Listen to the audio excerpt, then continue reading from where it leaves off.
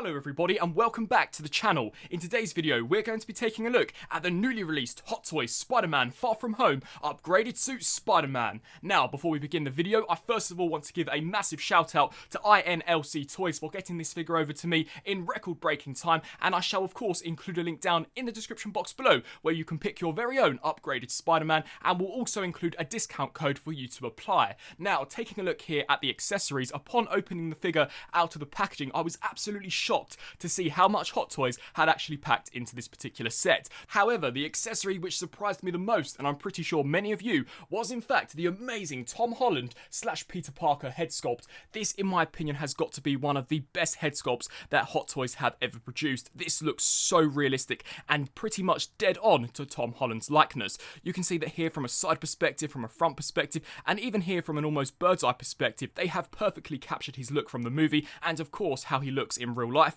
You can see that as far as the hair sculpt is concerned, I actually love how they've managed to sculpt the strands of hair over the top so that it doesn't appear to just be one continuous sculpt that is actually attached to the main head itself. You can see that as far as the paintwork is concerned, this too has also turned out exceptionally well, and for the actual face, I'm just blown away. This is remarkable. I would say that this is probably one of the best likenesses that I actually have in my collection as far as Hot Toys are concerned. It literally looks remarkable, and believe me, when we do insert the EDIF glasses onto this figure, if you were to take a picture of this, you would not be mistaken for actually believing that it is a screen cap taken directly from the movie. They have done such an exquisite job. We of course do get included one of the drones that we see in the movie. Now, if I'm not mistaken, I do believe this here should be a little larger, although there were various different drones in the film, so perhaps this one here is on the smaller side, but as far as the sculpt is concerned, it just looks absolutely remarkable. The paintwork too is fantastic. You can see how we've got some wash and some damaged scratches along the sides. All of these sections here have been painted impeccably well, and I love the minute details such as the tiny sculpted in barrels that we have here on the front,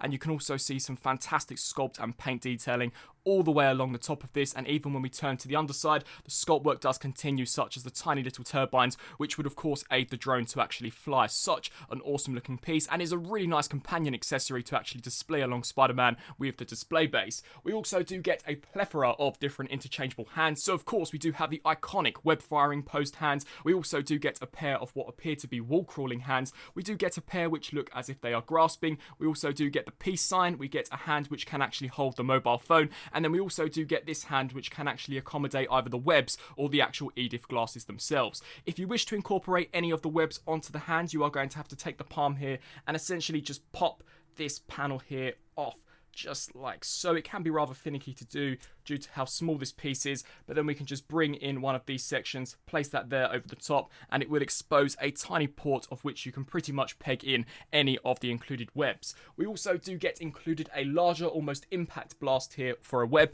and the sculpt work on this looks really well done. You can see that this certainly does resemble what we saw in the film, and I think they've done a fantastic job in the actual colour of plastic that they have cast all of these in. It definitely has more of a grey tone to it, of course, much like we have seen in the movie. Of course, we do get his mobile phone. Now, I believe we see this towards the end of the movie, as the actual detailing on this is MJ texting him to not text and swing, and the detail on this too has come out really nicely, especially for such a small piece, and for an accessory which you are probably more than likely never actually going to display with this actual figure. We of course do get included the EDIF glasses, which were a pivotal accessory in the movie to the actual plot, and the sculpt work too on these have come out really nicely. I do like this almost transparent clear blue plastic that they have used here to evoke the actual glass sections, and of course we have got some different tones of paint there, and these sections here are indeed made out of a slightly more metallic material, so they do have a little bit of flex to them, although I personally wouldn't recommend flexing them too much, as I'm pretty certain you could actually crack this. These are able to be inserted over the top of the Tom Holland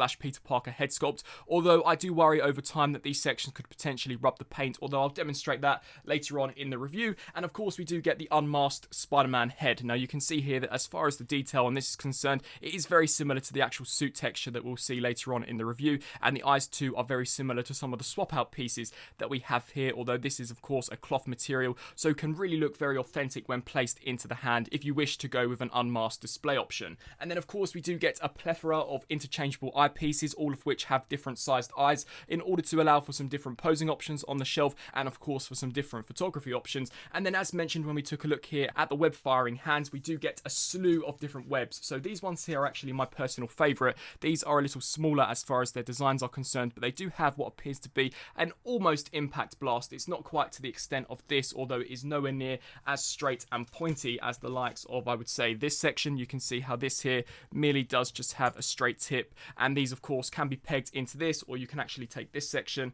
and place this here over the top and then peg this end into the actual hand itself. So that is quite nice. And then of course we do get varying different sizes of these. So this one here does appear to be an almost grouped web, so you can see some nice sculpt work there. And then finally, we'll take a look here at the display base. Now, as far as the design here for the actual plaque itself is concerned, I really do love the overall colour palette. Of course, we've got the Spider-Man Far From Home logo there with a really nice adjustable cradle. So this one is to actually hold Spider-Man himself, whereas this one here is in order to actually aid the drone. So if we bring the drone in, you can see how he does have a tiny port there on the bottom, which you can simply just take and peg that on. And this entire assembly is on a bendy wire, so you can manipulate this around to your so desire. Of course, we do get a hinge joint here, and then the entire drone can rotate. And the main shaft of this too is also on a bendy wire. So if you wish to get Spider-Man into some slightly more dynamic poses, the stand here will definitely aid that. And I do like how they have added this extra layer of foam so that it does not cause any damage to the actual figure over a long period of time. And finally, wrapping up here for accessories, we do of course get included these almost webbed wing pieces that we see him use throughout the movie, and I believe these were introduced in Spider-Man Homecoming.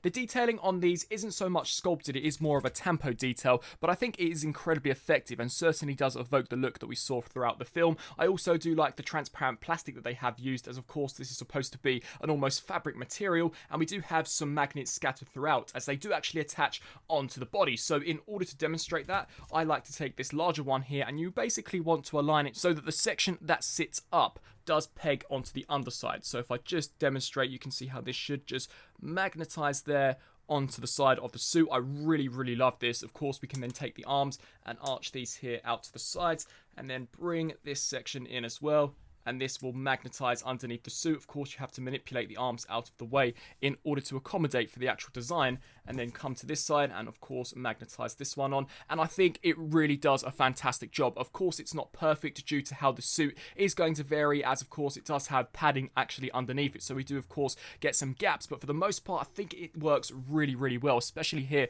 from a bird's eye perspective. You can also see how the actual material is slightly transparent, so you will actually be able to see through this particular section. And I believe the incorporation of having a magnetic feature really does help to aid this figure, as of course it's probably the best way in order to reduce any damage to the suit. Although as these pieces here are fairly sharp due to the tips, I would definitely recommend taking caution when actually applying these, although I don't believe if you were to leave these on the suit over a long period of time it would cause any damage to the figure at all. So overall, as far as accessories are concerned, he pretty much comes with everything and more that I would want from a Far From Home Spider-Man. And so turning to the main event himself, here we have the upgraded suit Spidey, and I've got to be honest and say that for the most part I actually believe Hot Toys have done a really good job. Now, whilst this figure is not 100% perfect, and I know there will be many of you that argue for the price that perhaps he should be, of course with a figure that has a complete material suit, you are of course always going to get limitations and creases and wrinkle to the actual suit itself. So to me that is something that I find to be very unavoidable, especially here with a 1/6 scale figure.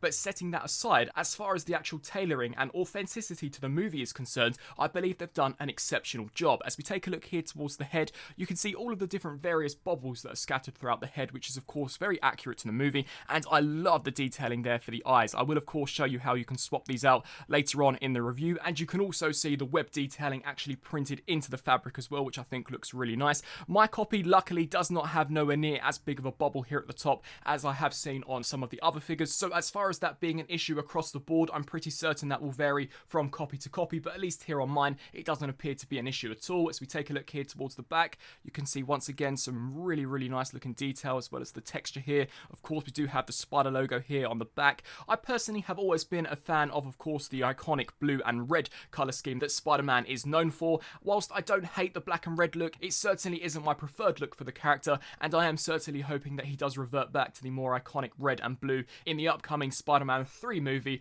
But regardless, as far as the overall tailoring is concerned, concerned for this, I think it's come out really well. If I had any critiques with the actual torso design, it's that on this side, I do have this section which juts out a little more than when compared to this side. Now, I personally believe this is something that should have been perfected before the figure is released. At the end of the day, this here is a premium product and does cost significantly more than pretty much any other figure on the market, so stuff like this should have definitely been tightened before it was allowed to pass quality control. But nevertheless, you can see as we take a look here towards the arms, we've once again got some nice detailing. You can see the texturing there for the actual plastic hands, and then as we take a look here to the rest of the suit, you can see some nice texturing detailing here. And then of course, as we turn here down to the lower section, once again that same almost bobbling effect that we got there for the head does continue. One of my major critiques with the figure is that where the foot joint does begin, the actual suit itself does take a dip, which makes the joint very evident, and I'm pretty certain this is something that they could have perfected before the figure did indeed release. So this, in my opinion, once again is another missed opportunity, but I'm pretty certain for many collectors,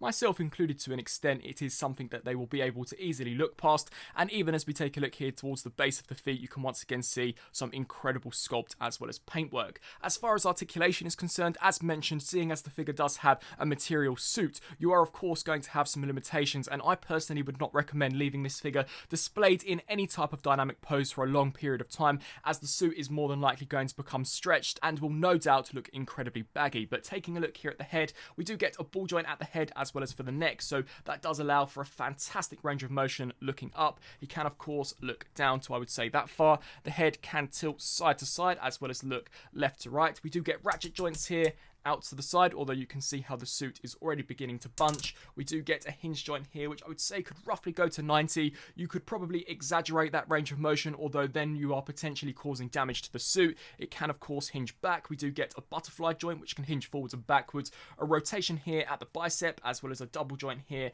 at the elbow, although once again it is slightly restricted due to the nature of the design. Full rotation here at the wrist, as well as of course a hinge joint. The torso articulation is really well done, so it can crunch forwards that far, as well as of course can crunch back to about that far. It can also pivot side to side and rotate left to right. The legs here can kick forwards that far on ratchet joints, so not to a great extent, and for a Spider-Man figure I maybe would have liked to have seen a slightly better range of motion, although once again you could potentially damage the suit. They can also hinge back to, I would say, about that far. He can do the splits. We also do get a rotation here at the thigh, double joint here at the knee, which does allow for a great range of motion. And then taking a look here towards the foot, it can of course pivot forwards and backwards as well as rock side to side, and he does indeed have toe articulation, which is a really nice touch. So overall, as far as detail to the actual suit is concerned, the proportions and of course articulation, I think that for the most part it has turned out really well. Of course, with a figure that does have a complete material suit, you are always going to get limitations where the articulation is concerned,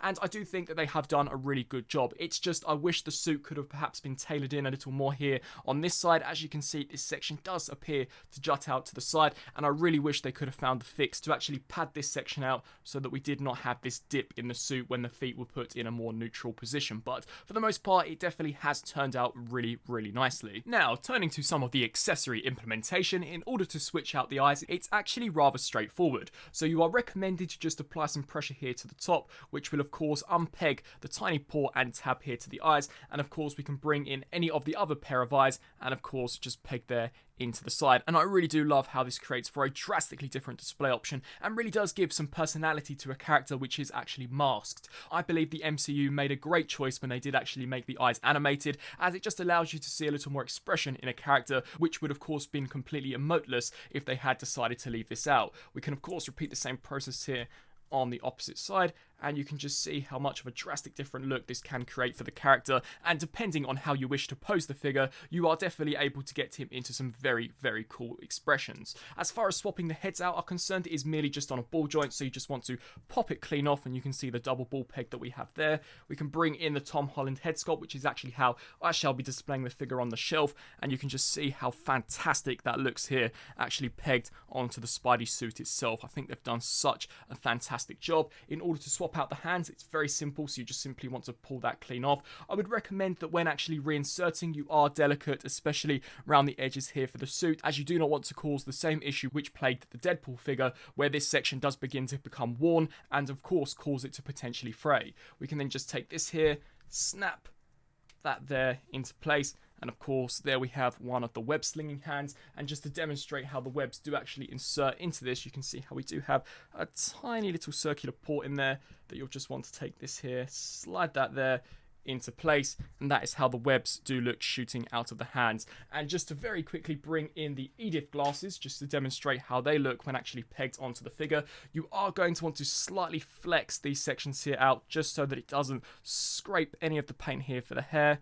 So just sit them there over the top and along the side of the ears. And much like I mentioned earlier on in the review, this looks so awesome, and I may actually even decide to leave the EDIF glasses here on this head sculpt, as to me this looks absolutely fantastic and perfectly captures his appearance from the movie. Here for a 1/6 scale size comparison, we have the upgraded suit Spidey compared next to the Toys era Green Goblin, as well as of course the Endgame Mark 85 Iron Man. And as far as the scale is concerned, I actually think that it works really well, of course, especially between the Hot Toys Mark 85. I'm just really hoping that we can actually see Tom Holland's version of Spider-Man face off against William Dafoe's Green Goblin in the upcoming Spider-Man 3 movie, as of course that has been heavily rumoured, and I would just love to see such an amazing design such as the Sam Raimi's Green Goblin on the silver screen once more. But definitely, as far as the display is concerned, he will look really nice with other 1/6 scale figures. And so, some final thoughts. Overall, I believe that Hot Toys have done a very good job with this particular Far From Home upgraded Spidey. As far as the accessories are concerned, they are pretty much flawless. This figure comes with everything and more that I would want from Spider-Man based on his MCU appearance. I really like the interchangeable eyes, and I love how much versatility we have with both the eyepieces and of course with the different interchangeable hands and web pieces, and some of the additional accessories such as the unmasked head, the EDIF glasses, the Tom Holland head sculpt, which is just absolutely fantastic, the mobile phone, and of course the drone all help to play a part in getting some very versatile poses out of this particular figure. As we take a look at the main figure himself, as far as the tailoring is concerned, I believe that it is pretty much spot on to what we saw in the film. Of course, here on my copy, I do have some discrepancies, such as the larger piece of padding that does stick out to the side, which is unfortunate, and of course there is just no getting away from the fact that he does have those dips where the feet are concerned. But other than that, I think the suit is a perfect recreation of what we saw in the movie. Of course, articulation is always going to be jeopardized, and for those of you who are planning on picking this figure up, I would highly recommend that if you were to leave him in a pose, that it would be a static museum pose, as I would go as far as saying that even if you were to leave him in a dynamic pose like I am showing in this video, even just for a day, you could potentially stretch out the suit, and of course it would create for a very ugly and unfinished look. I also believe that as the colour scheme is the red on black, it's not going to appeal to everyone, but the Peter Parker Tom Holland head sculpt